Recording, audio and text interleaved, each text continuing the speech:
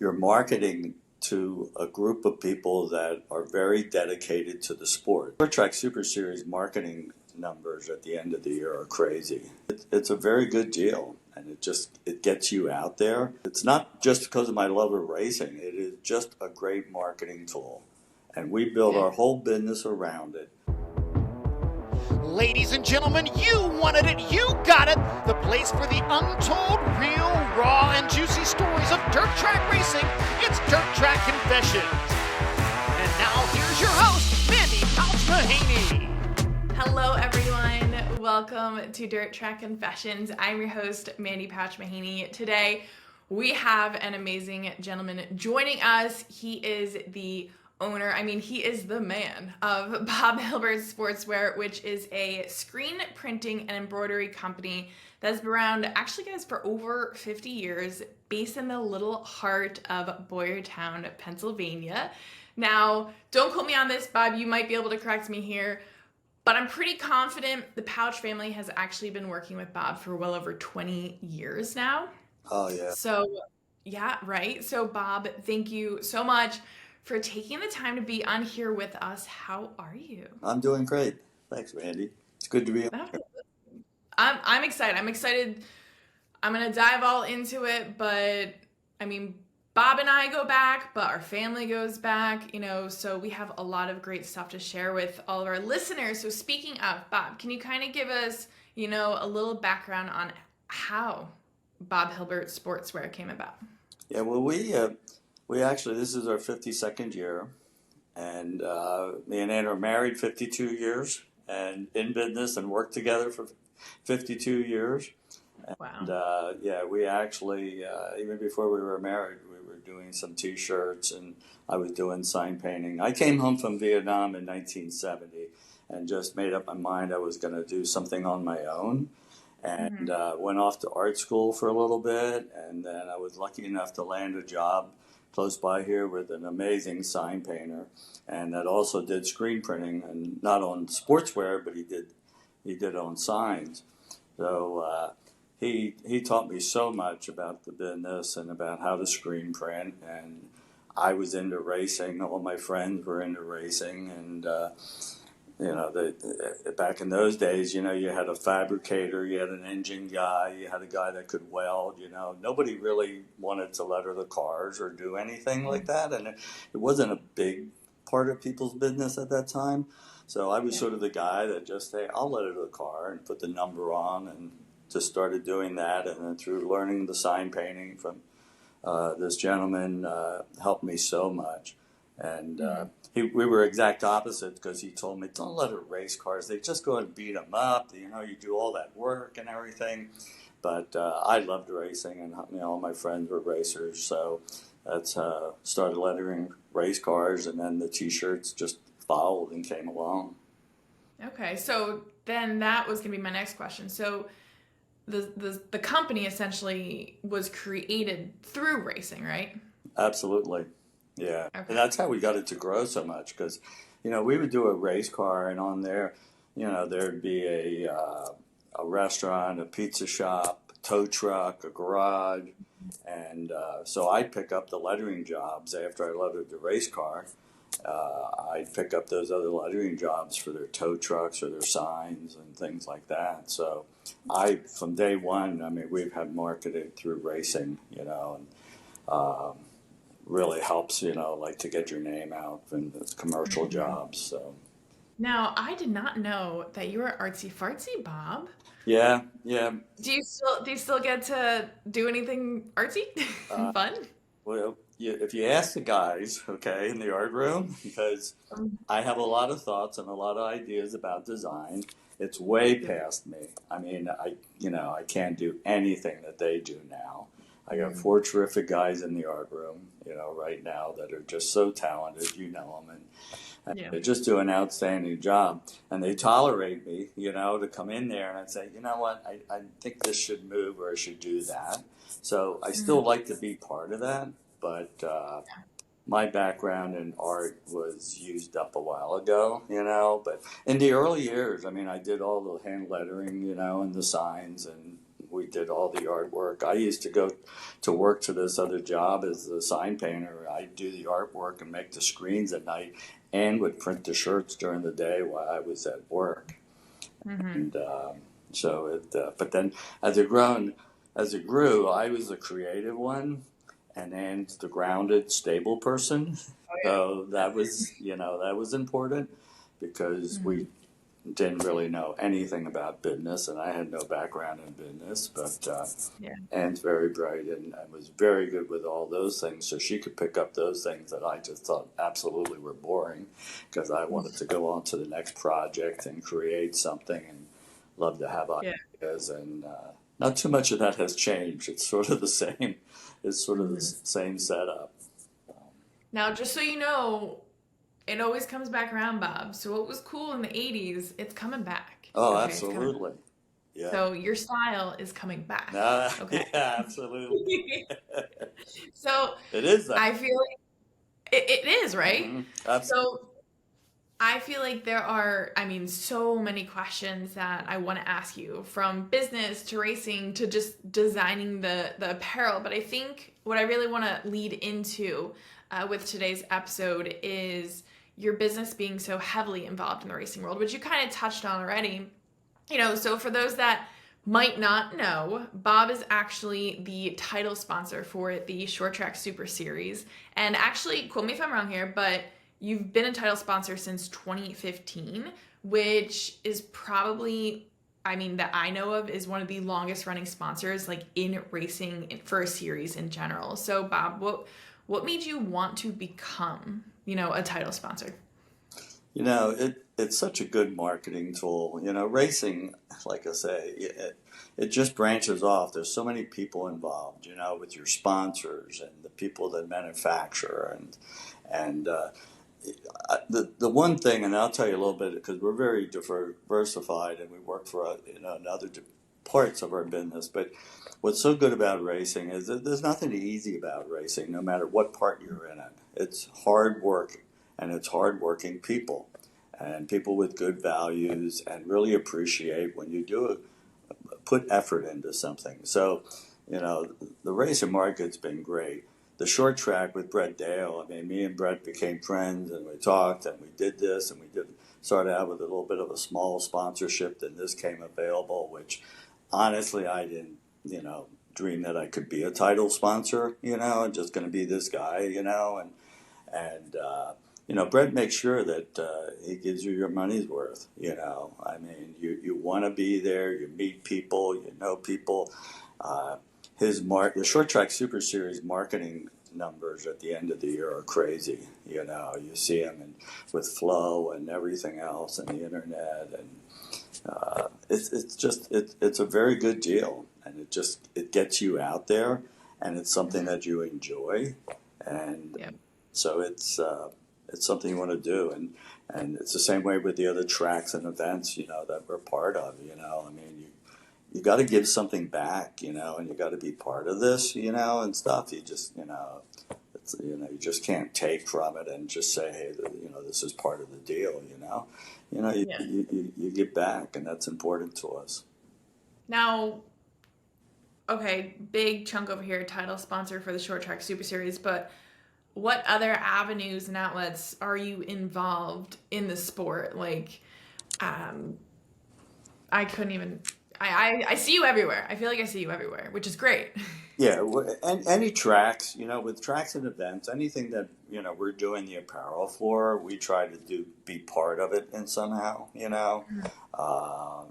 for a long time. I know in your dad's garage, there's some checks with our name on when we sponsored, the Freedom 76 for a lot of years, and Grandview was one of the first. Bruce Rogers opened the doors to me and said, you can come in here and sell and be part of this. And I lettered their pace cars and their signs and all that. And at the same time, they never asked for anything.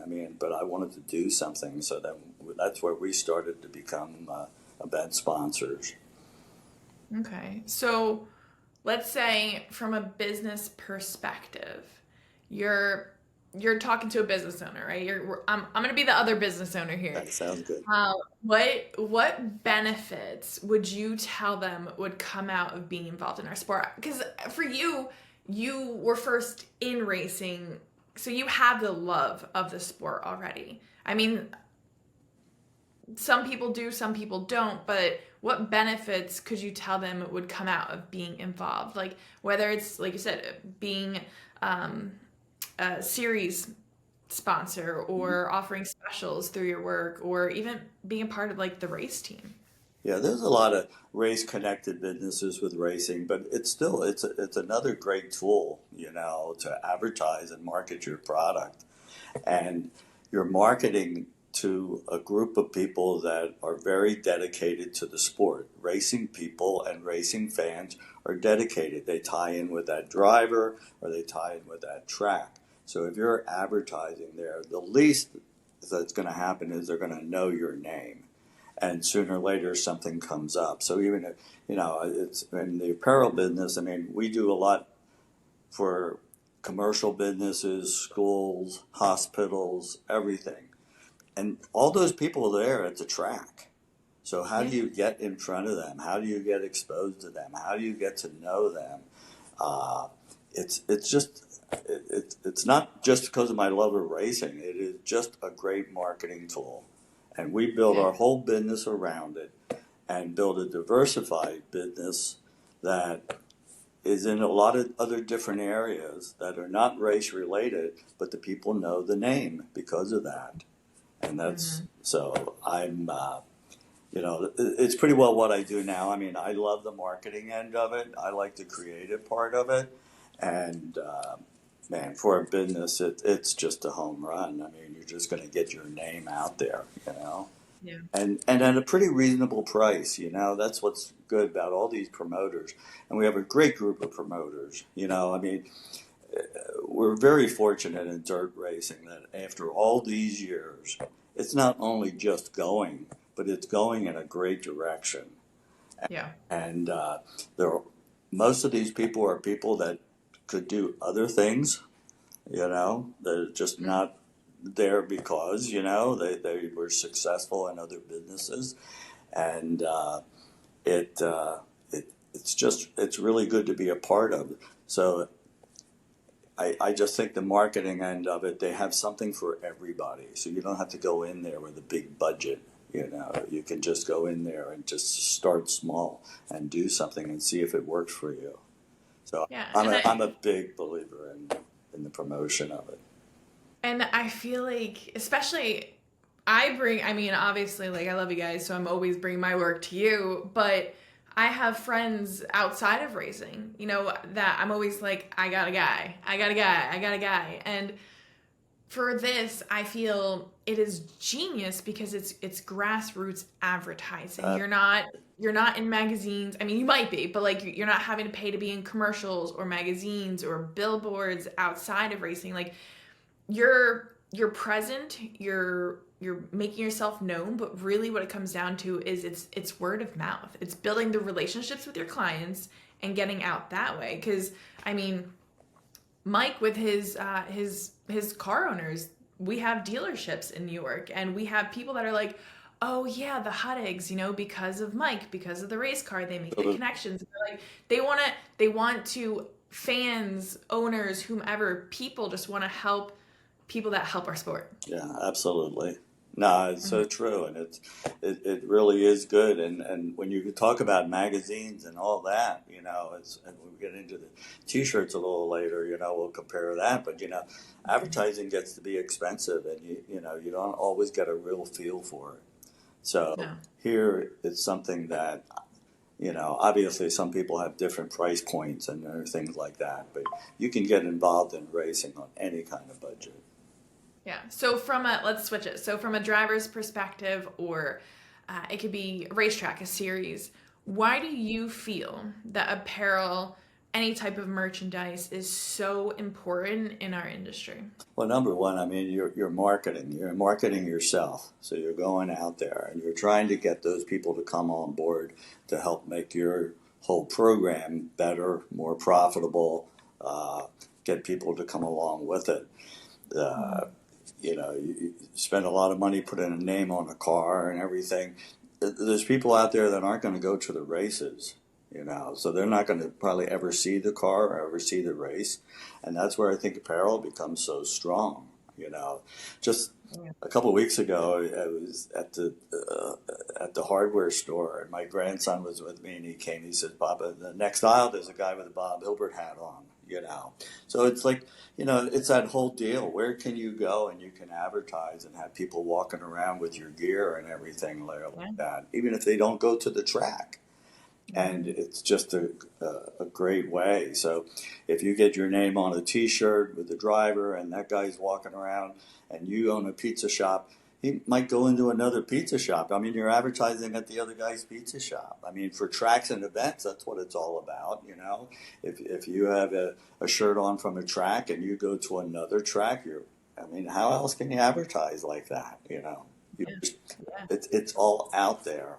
And it's just, when we got into the T-shirts, and it wasn't an industry yet, And, as it grown now, it's up. It's like everybody's got to have shirts, So, everything has grown, and there's more people out there doing it, but that's okay. There's more people out there buying it, So it's, we're doing okay after 52 years, and yet there's new people getting into it and everything, and it's all good, I always look at, it doesn't matter the size of the team, how many wins you have.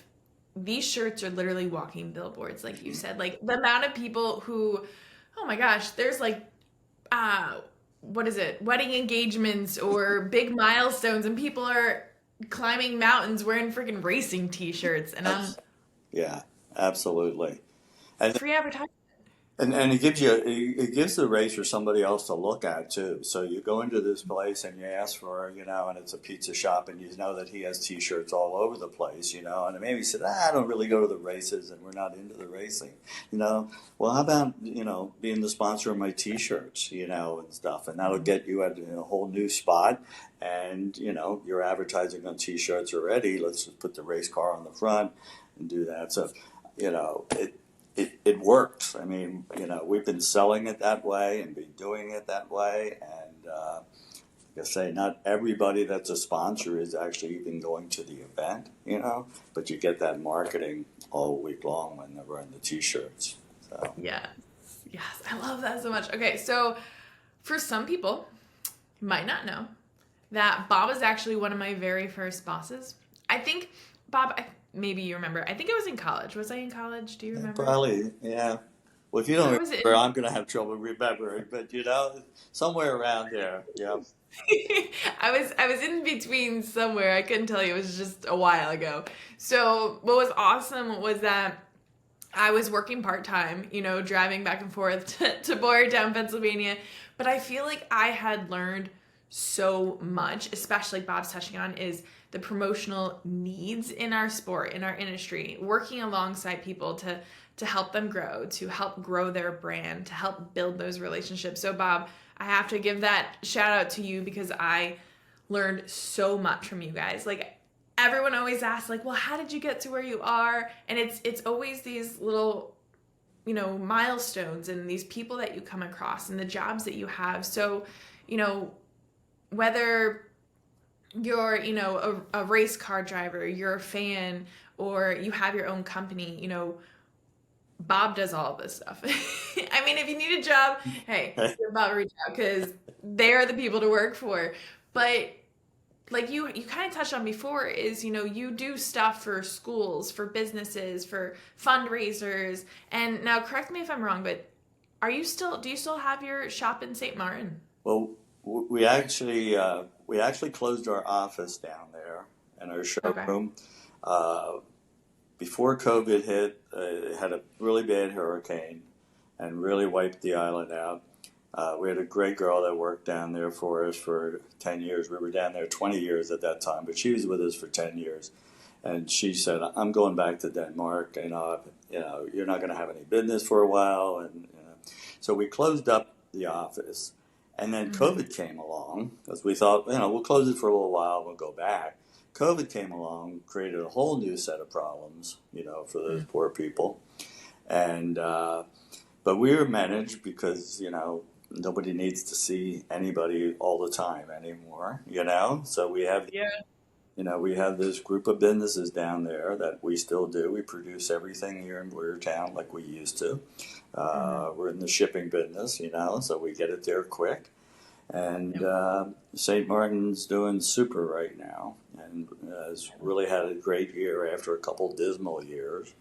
And it's actually it's 25 years since we opened up down there.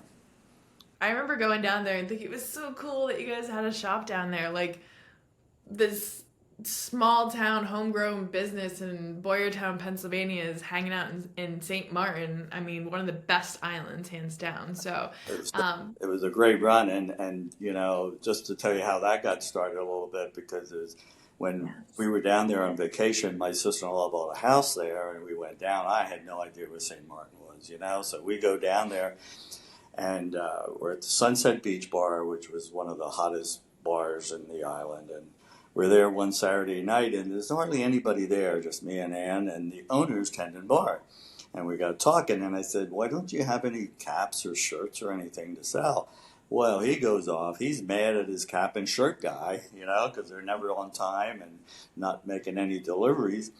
Ann is kicking me, saying, do not do this. Do not do this.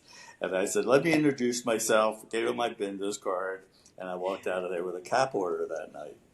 Wow. But how that was amazing and just is how everyday life is that in 3 weeks I shipped him his first order of caps.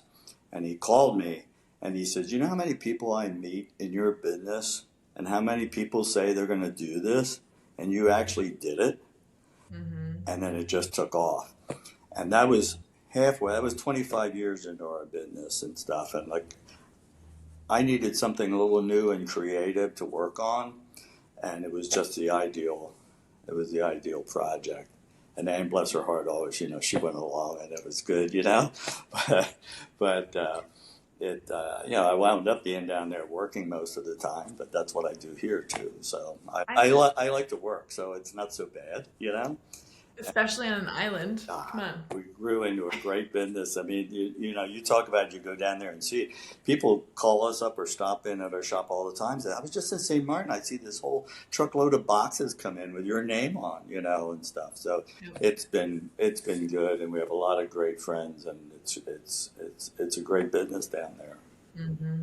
Oh my gosh, I love that. So for those that don't understand, let's just say the apparel, like the t-shirt process per se.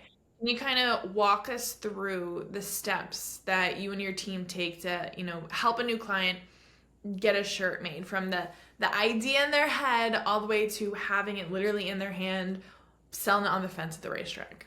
Are you enjoying this episode, want even more, or want a closer connection to the DTU fam? Join us over in Club DTU, where you'll receive early access to all of our podcasts, live race day updates, exclusive content, special merchandise, discounts, a community chat, personal recognition, and so much more. All inside one place, Club DTU. Well, the one thing that we like to do is everybody's dealing with emails and we're getting emails and that, but the first thing that we want to do is talk to the person. We want to talk to you. We want to hear what you're thinking about, what your ideas are. Some people have a budget in mind on what they want to do. Other people just want to know, what will this cost? And here again, we have, I like to say we have something for every budget, and we really do. But the girls are terrific in our office, getting that information, talking about everything, and first giving an idea. This is how it works. This is what we need from you. This is what we will do for you, give you, and then we just get rolling with it. Some people have an idea. Other people say, here's a picture. I don't have a clue. you know. But Yep. we have like race notes. We have a sheet that people fill out with race notes on it so that we can try to find out little things about them, like their nickname and things like that, that can tell you, things. We have a website full of ideas and shirts, and we don't mind if somebody sends us another shirt, hey, I like this Carl Larson shirt, just to get an idea of what everybody, is looking for. Yeah, they have their own style. Yeah, and just get an idea that way, and then we just get started. I mean, it's like I was talking about our art team, and we don't source out artwork when we do it in house, and Jan and Matt are both going on 30 years. They graduated from art school and came right to work. Jan actually worked before while he was in art school. But they're good, and now Josh, a new guy in there, he's a racer. I mean, so we're race oriented, which you have to be now. Yeah.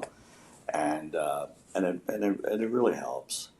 So we just talk to the people, and try to get an idea, and then head with it, and you go from there. You don't have to spend a ton of money, you can get started small. And that's why we like to have those programs so that everybody can get started. You don't have to come in with a big check right away, and that stuff. And when you're doing a smaller team or doing a smaller amount like that, it's like, it's probably not going to be a money maker, but it's usually somebody. You can get a sponsor or maybe a grandpa or an uncle or somebody's going to buy them, and you get everything started, that way. Until it grows and it gets bigger, the big teams, I mean, absolutely are making money off selling the product, so For sure. selling the shirt. So it's what other kind of marketing can you do where you can actually bring money in? So even if you brought enough money in to pay for it, I mean, you're still ahead of the game. So, Yeah. But we work, for a lot of people that, it gives them some very nice income. Yeah. Oh, absolutely. So I feel like I'm always emailing you guys. I'm like, all right, I got an idea. So, Go ahead.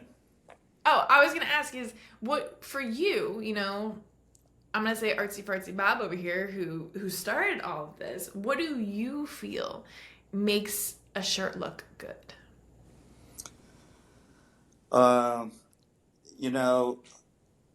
Let me tell you something about before I answer that, okay? Because every shirt that we print, and we're happy with it, but we all pretty well look at it a little bit, or like what we have done different the next time with that, or do we like this? I mean, when we get to motorsports and we put up like 50 shirts, to show off of our work, I go to the guys and I say, what didn't I like about this? Because there's almost something in every shirt that I look at and saying, you know what, if I was doing this over again, I think this is what I would do with that. And it doesn't mean it's anything bad with the product or anything like that, but that's just how I and my guys look at them. Great. And then we look at this shirt after it's out, and it's like, man, it looks really good and it's nice. So, I like clean. We do so many different things, and it's not exactly sometimes what I would pick, but when it gets done, it's like, what, that's awesome, and it looks good. So it is nothing for me now because I don't see everything that we print. So I'll go to a race sometime and I'll be walking and I see ahead of me a shirt that just catches my eye. So I'll go up to get closer to see who printed it, and I'll see our name on it. And I think this is really cool, Yeah. So, That's awesome. but we buy other product. I mean, we look at stuff to get an idea of what's really cool, what we like. The guys are always bringing something up on the internet saying, did you see so-and-so shirt here? This is really nice, I mean, that's what we do, so everybody's in tune with it, It's good to do homework. Yep, absolutely. You need to do homework. No, you gotta know what's out there. It's so funny that you're like, I look at you have to do. I do it with my work. Everyone should do it with their own work, is pick it apart, But then I don't know how many times Bob has called me on the phone and talks me off the ledge. And he's like, Mandee, I think you're okay you don't need to do anymore. It's a very hard thing because, you know, the tendency is to overthink. And I can tell you, because you probably know, I mean, I must have 100 logos in my lifetime. I mean, you know, whenever we get done with something, I think the next, I'm going to change that till the next time, you know. Yeah. So different things. I'm always thinking about what's different along that way. And then, and there's times when that's your company's identity and you want to keep that. It should be a big effort to make sure that you love it every time you see it, you know. At the same time, when you're doing a product that maybe is selling for like 4 to 6 weeks and then you're moving on to a different design or something like that, then it's like, okay, let's sell this one and then move on. It's hard though, you know. I always say, you know, you can have a lot of yellow on your shirt and say, I'm not crazy about the yellow on that, you know. I bring my daughter to the races. Her favorite color is yellow. She doesn't know anything about the drivers. I say, let's go into the pits, and she sees this yellow shirt. She's automatically now a fan of that guy because she doesn't know much about racing. It works. It works that way. So, you know, you just sort of got to keep on throwing it up there and just trying, you know, and everything. But it's difficult. I always tell them over there, you're so happy. Well, I don't know if they're happy that I own the place, but they'd be less happy if I was a customer because, oh my God, you know, I'm very picky. I'm very peculiar. I have ideas about how I want it to look, and if it doesn't look that way, then it's, you know, it's a problem, you know. But I think it helps us deal with everybody because I understand that, and our staff understand that it's a big deal, you know. You're spending money here on shirts. You don't want to apologize for them, you know. So I mean, you're not only helping people with their brand, but your quality and craftsmanship reflects on your brand also. Absolutely. So I am, and I will easily say it, Bob, like, I know I'm that girl. I know. I'm sure you might have people worse to work with, but I know I'm that girl. And that's okay. It's all right. But I always laugh because I feel like I always come in, like you said, like with these brainy ideas, and it just amazes me. I say, okay, I send this lengthy email, and I'm like, at the end, I'm like, okay, I hope that made sense. Good luck. Yeah. And it does. And it does, and it works because, you know, we're all dealing here. You know, none of us want to do one job for a customer and not do anything again. You know, you want to work for them over and over and get to learn. And then you get to understand what they like and what they don't like. And it just, it goes along. And I have a million sayings, but one is that people's best qualities can also be their worst qualities. And, you know, when your best quality is that, listen, this is what I want and this is here and everything. And then sometimes that gets into the way that makes it a little bit more difficult too. But not a bad thing, you know. No. So it's like, you know, we like people that take it serious, you know. If they don't care anything about it, you know, next year they could just go to somebody else if they don't just care about it. I mean, we want them to get that experience and everything, and you know, our artists get it. The girls in the office do a great job of talking to people and getting a feel, you know. And every morning at 9 o'clock we have a sales meeting just to hear who called, who this, who that, and everything. And it's really great now because sometimes I don't say anything. I mean, I just sit and listen, you know, to everything that's going on. But just to hear with what is happening and what people are asking for, you know, you have to listen, you know, because that's where it's all coming from. Every time I email you guys, I was just envisioning this as like, I'll come up. Well, I love now that you guys, I don't know what we call them, but like time slots, right? So like I can I'll say, all right, I'm envisioning this many shirts this year, and you kind of put me in time slots, which is brilliant, mind you. But sometimes I'll email Lauren and I'll toss my idea, and sometimes I just envision the guys in the back on their computers, and it's like, okay, who wants Mandee? Not Mandee. Nah, nah, you know those guys. That isn't the case. I love them. But They're great. but I'll tell you, the time slot thing came about because we were picking up so much new work, and that would come in early, and then all of a sudden all the other work is coming in, and now we're in trouble, you know. So we went to the system that if you're a customer, you get a time slot over the winter time before we ever start the new year or go to motorsports or start any of that. And it just helps so much, you know. And you might do one less shirt this year, or you might do one more shirt this year, and that's okay. That will work out, you know.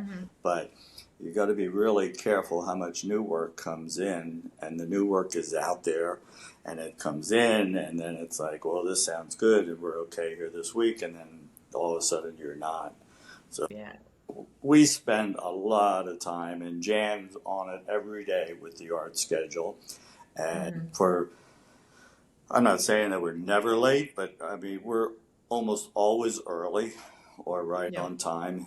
He's fanatical about it, and the guys just do a great job to make sure, you know, everything gets done, and makes life easier for sure. Yeah, it's impressive. Sometimes you'll, gosh, was it Mike's order? Whatever it is, you're like, well, we might be at this race this next week, and we can deliver there. And I'm like, oh my God, yes. Yeah. That saves me so much time. But kind of just shine a little bit of light, because your business works year round. But when would you say is like the crazy busy season? Because racers are not thinking about their 2024 apparel in December. I mean, other than me, maybe, but not all. Yeah, so we have a group that comes in early that way that we can get in, but right now, I mean, we have almost all the tracks open, okay, because that's a lot, you know, with them, because they're doing multiple items, and then you have your early racers coming in. We're also in the height of our school season. So here for another month, all the field days and things that are going along. We don't do as much team sports. We do the bigger job with field days and things like that.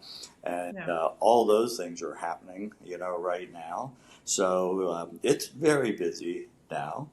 But it doesn't slack off too much. In the summertime, schools obviously slow up. But by that time, we're doing a lot of events. You know, this week... there's a fire company close to us that just have the housing, and we're doing their apparel. And so, you know, we're so diversified that we have so many areas. There's always something that's really kicking in. And racing is just about a year-round business now. I mean, it used to be seasonal, but it isn't now, you know. It runs late, and then with the stores, a lot of people do things for Christmas items.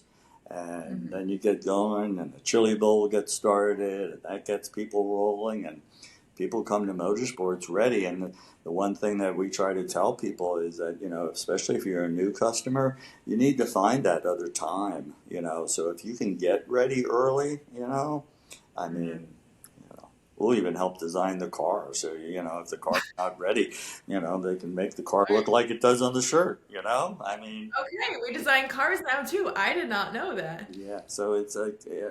And with our teamwear programs that's just started at 24 pieces, you know, you can do something with a name and a number and a silhouette and things like that on there. Get yourself, you know, going with it. And it doesn't matter, you know, what the car is. So, you know. Okay. That's great. Okay, so I always like to close out with a tip. So, kind of like been tossing my mind. For you, what kind of tip could you offer, let's say, businesses, right? Businesses that want to get involved in the sport. You know, they might not... I'm sure people, obviously, that are listening to this podcast are into racing, but they might not have the connections, right, to get into it. What would you suggest as a business owner, a company that they want to start being involved in this sport? Like, what steps would you suggest they take? I mean, I've done this already. I've had friends that I know through business, you know, that never been to a race over the years, and I took them to the races, you know, and I introduce them, but before we do that, we just watch the race and say, what stands out, and some people will say, gosh, man, that billboard's really great on the backstretch or that, or I like that certain car, and stuff. And oh my God, I know that sponsor of that car. So now I know somebody, and you just watch the event, you just, and like I say, there's something for everybody's budget. And that's what's so nice about it. So you don't have to go and start and buy the big billboard or be the biggest sponsor on the car. Just go talk to the person, and everybody relates with somebody that way, when they see it. So I think it's a real key, and it's a great marketing tool, I mean, Absolutely. You're right. I mean, we're race related and everything, but our market, was built for other things, as well through racing, and it really does work. Bob, oh my gosh, thank you. I'm so excited. Thank you so much for taking the time to be on the podcast with us. You are always such a pleasure to talk to, such a wise soul, and always just so warm. I'm stuttering here. I was so shocked when I saw you up at, what was it, Utica, Rome, wait, did you hang out? Because it snowed, Bob. It snowed. So here's what I did at Utica, Rome, okay? Because I wanted to see I made the delivery on Thursday for them in Fonda, and it was a truckload, and then I was disappointed because I didn't get to see the race. So on the day of the race, I parked my truck so I could not only watch their shirt sales, but I could see everybody else that was selling things. I watched the modifieds. I didn't watch much more because it was cold. I sat in my truck, but I watched the people, I watch what they wear. I watch the food lines. For me, it's an event. Okay. I love the race. Don't get me wrong, but it's more of an event. I love the opening ceremonies. I like the victory lane. I like all those kind of things about it. So that's what I try to study and try to learn from. And that's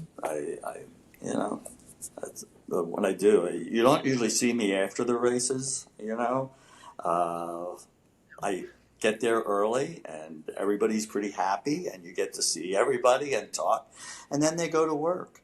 And I know that going to work, people don't stop in and I don't chat a lot, I mean, I'm working, so I try not to bother them. And, but it's an event and I like to see it. So that was my opener and I got up there to see it. It was nasty cold that day. Even New York people were saying it's cold. I mean, I'm always cold, but it was cold that day.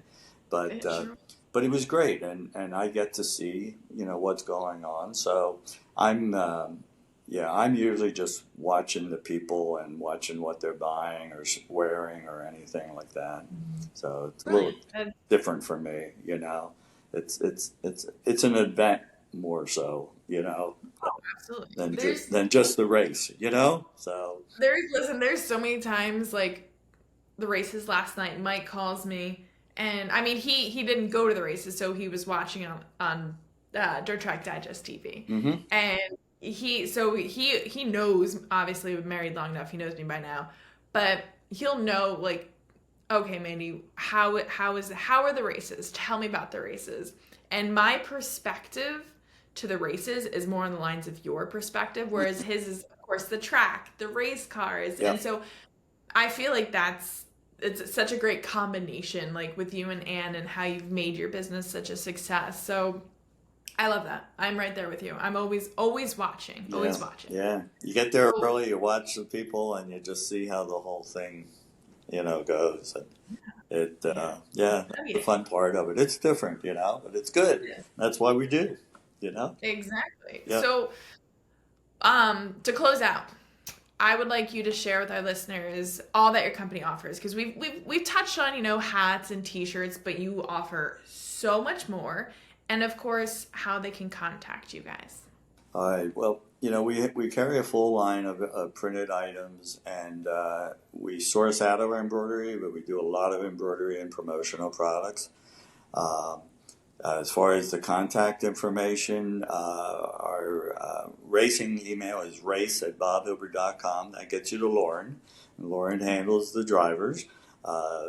Lisa, I would say to all use race@bobhilbert.com. It's just the best email to use. Lisa does all the tracks and events. Jordan's our sales manager. She's handling all the schools, the commercial work, and Christy is the boss. She's the operations manager in there, doing the scheduling, the buying, and getting everything. She takes care of the fundraisers. They do an incredible job, and we answer our phones. Okay, so That's great. It's fine to get an email and everything, and we'll go back and forth, but I'm a little old-fashioned when it comes. I mean, I'll text a yes and a no and a couple things, but then we need to talk, and that's how we do it with the business. We want to talk to people and get to hear what their needs are and what they like. It helps you tremendously. That's awesome. Yay, great, thank you. So like Bob said, race@bobhilbert.com, email. And the website's bobhilbert.com. bobhilbert.com, super simple. You can check out all the work that they don't list all of their work on their website, but they do list some of their work on their website. Yeah. So Bob, thank you again, my friends. If you're looking to work with a company that will not only take care of you and give you high quality products, but they will truly treat you like family, Bob Hilbert Sportswear is definitely the place to be at. You are missing out if you are not there, I promise you. So thank you everyone for tuning in. If you enjoy this episode, please like it and share it. Post it all over your social media. Truly help spread the word, not only of our podcast here at Dirt Track Confessions, but to spread the word, to other companies out there, the importance and the benefits of being involved in our industry. Thank you again. Thank you, Bob, and we will catch you all right here next week. Thanks, Bob. Thank you very much.